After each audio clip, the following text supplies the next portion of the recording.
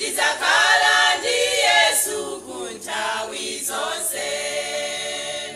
Kodi abale mwakonzekera, kodi katundu wanu mwapakira, chikondi chimwemwe chikhulupiriro, ameneyo ndi katundu yemwe munyamule. Kodi abale mwakonzekera, kodi katundu wanu mwapakira, chikondi chimwemwe chikhulupiriro, ameneyo ndi katundu